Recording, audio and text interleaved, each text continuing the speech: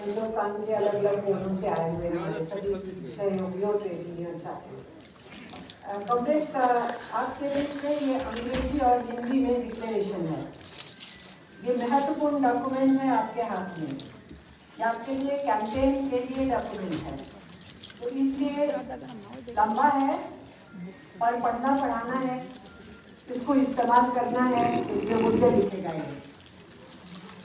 इसी में हमने जो आह्वान किया है उसमें एक तो आह्वान सीधा 12 फरवरी की हड़ताल का है, और दूसरा है जो संयुक्त किसान मोर्चा ने और उनके साथ मिल करके और संगठनों ने, इलेक्ट्रिसिटी के साथियों ने भी और सेंट्रल ट्रेड यूनियंस ने भी कहा कि हम इसमें मोबिलाइज करेंगे। वो है 16 जनवरी का दिन।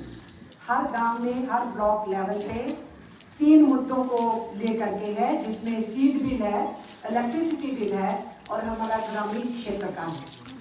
तो आज 9 जनवरी हो गई, 16 जनवरी को वो कार्यक्रम है। हम ट्रेड यूनियंस ने इन साथियों के साथ खड़े होकर के इन तीनों विषयों पे आंदोलन करना है। संयुक्त किसान मोर्चा के साथियों ने पहले ही निर्णय लिया, जो भी तिथि हड़ताल की तय होगी उसमें संयुक्त किसान मोर्चा उसमें शामिल होगा। तो संयुक्त किसान मोर्चा उसके साथ है। अभी कल 8 जनवरी थी। कल खेत मजदूर संगठनों के साथियों ने, अलग अलग संगठनों के साथियों ने अपनी संयुक्त मीटिंग की, और उस संयुक्त मीटिंग में उन्होंने भी 26 जनवरी का कार्यक्रम लिया है खेत मजदूरों के मसलों के ऊपर। हम सेंट्रल ट्रेड यूनियंस की तरफ से, जैसा हमारा हमेशा तय रहता है, संघर्षशील हिस्सों के साथ खड़े होना, खास करके खेत मजदूर और किसानों के साथ खड़े होना, तो हम उसका भी आज के इस मंच से समर्थन करते हैं। और हमें पूरी उम्मीद है, जैसा उन्होंने कल कहा है, कि वो 12 फरवरी की जो हड़ताल सेंट्रल ट्रेड यूनियंस ने तय की है, उसके अंदर ग्रामीण क्षेत्र के अंदर बहुत भारी मोबिलाइजेशन में वो हिस्सा जुटाएंगे। ये तो कार्यक्रम के बारे में है और विषय इसमें लिखे गए हैं। मैं कोशिश करूंगी मैं अपनी समय सीमा के हिसाब से ही बोल सकूं, जैसे प्रेसिडियम ने कहा है। 1-2 मिनट ऊपर जाएंगे तो मैं क्षमा मांगूंगी। मैं प्रयास करूंगी कि मैं समय में बोलूं। साथियों, ये इस वक्त हमारे यहाँ जो शामिल साथी हैं, सभी सेंट्रल ट्रेड यूनियंस की एफिलिएटेड ऑर्गेनाइजेशंस हैं। उसके साथ साथ हमारी जो सिस्टर ऑर्गेनाइजेशंस हैं, बैंक्स वाले हैं, इंश्योरेंस के सेक्टर के साथी हैं, डिफेंस के हैं, रेलवेज के हैं, टेलीकॉम के हैं, mines, steel, postal department, energy sector, जिनको मैं मिल पाई, ये सब साथी यहाँ पर मौजूद है। उन सबका वेलकम इसलिए भी है कि वो हमेशा हर हड़ताल में हिस्सेदारी अपने अपने तरीके से निभाने की कोशिश करते हैं, और हमें मालूम है इनमें से कुछ सेक्टर्स ऑलरेडी इसके बारे में निर्णय ले चुके हैं। दिल्ली के अंदर ये सम्मेलन हो रहा है, तो दिल्ली की हमारी ट्रेड यूनियंस दिल्ली के संगठनों को भी साथ लेके चलते हैं, जो सेंट्रल ट्रेड यूनियन नहीं है। तो मैक के साथियों को हमने देखा कि वो भी आज के इस कार्यक्रम में शामिल हैं। इस जिक्र को करते हुए मैं आप साथियों से ये कहना चाहती हूँ कि कन्वेंशन तो बहुत गंभीर हालात में हो रहा है, हमारे देश के भीतर जो हालात है, लेकिन क्या दुनिया में हालात ठीक है? हमारे देश के और दुनिया के सब जगह हालात खराब हैं, और हम आइसोलेशन में नहीं देख सकते। हम तो ट्रेड यूनियन आंदोलन है, जो 1 मई को नारा लगाते हैं, दुनिया भर के मजदूरों एक हो। हम ट्रेड यूनियन के साथी हैं जिन्होंने पूरी दुनिया भर के अंदर एक साथ लड़ाई लड़ा था कि काम के घंटे सुनिश्चित करो। हम जानवर नहीं, हम मानव हैं। हम 8 घंटे काम करेंगे, 8 घंटे आराम करेंगे, 8 घंटे परिवार को देंगे। और ये लड़ाई तो 1886 में शिकागो से शुरू हुई, पूरी दुनिया के अंदर फैली, और जब रूस के अंदर अक्टूबर क्रांति हो गई 1917 में, तो बूस्ट मिला इस सारी लड़ाई को। लड़ाई और तेज हुई दुनिया भर के अंदर, और मजदूर संगठन संगठित होकर के सड़कों के ऊपर उतर आए।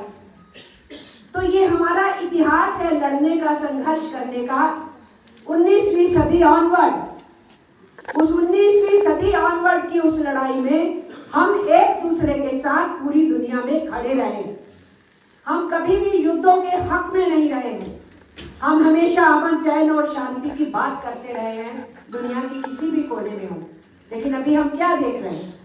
मिस्टर ट्रंप जो टैरिफ से धमकाता है, 25%, फिर रूस से तेल लेते हो 25% और 50%, और अभी हाल ही के दिनों में 100%, 600%, कुछ भी बोलता है।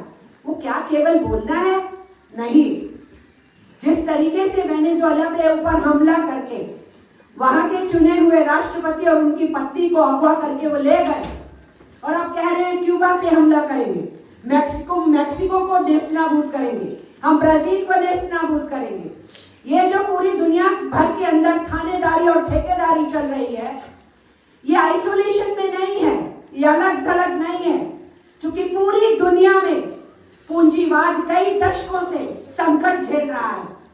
वो अपने पूंजीवादी संकट से बाहर नहीं आ पा रहा है, और उसी के वास्ते हम जानते हैं इराक को क्यों बर्बाद किया, झूठा नारा देके, किस तरीके से लिबिया को तबाह किया, किस तरीके से अफगानिस्तान में तालिबानों को तैयार किया, उन्हीं से लड़ने के लिए वहां घुसे, 20 साल तक अफगानिस्तान को बर्बाद किया, फिर उन्हीं तालिबानों को कुर्सी पे बिठा के चले आए। हम बार बार देख रहे हैं कैसे ईरान को धमकाया जा रहा है। हम देख रहे हैं किस तरीके से गाजा पट्टी के ऊपर 65,000 से ज्यादा लोगों को, जिसमें आधी औरतें और बच्चे शामिल थे, उनको मारा गया। हम अच्छे से जानते हैं यूएन एजेंसीज को की भी उनको कद्र नहीं है। पूरी दुनिया में जो मदद करने के लिए पहुंचे उनको भी मारा गया, जो अनाज लेके गए, दवाइयां लेके गए, उनको भी मारा गया। किस तरीके से पैलेस्टीनियंस के ऊपर हमला बोला गया, नेस्तनाबूद करने की कोशिश की गई, जेनोसाइड करने की कोशिश की गई। ये क्या लड़ाई है? ये लड़ाई है दुनिया के प्राकृतिक साधनों पे कब्जा करने की, तेल के ऊपर, गैस के ऊपर कब्जा करने की, पूरी दुनिया में अपने व्यापार को बढ़ाने के लिए, बाजारों और मंडियों को कब्जा करने के लिए, रूट्स के ऊपर कब्जा करने की। वो रूट हवाई हो, वो रूट सड़क से हो, वो रूट ट्रेन से हो, वो रूट समुद्री इलाकों से हो, नदियों से हो।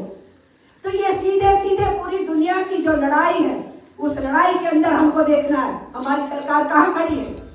हमारी सरकार नेतान्याहू के साथ खड़ी है, फिलिस्तीनियों के साथ नहीं खड़ी। हमारी सरकार ने एक बार नहीं कहा कि दूसरे देश में घुस के चुनी हुई सरकार के राष्ट्रपति को तुमने कैसे उठा लिया। नहीं बोली हिंदुस्तान की सरकार।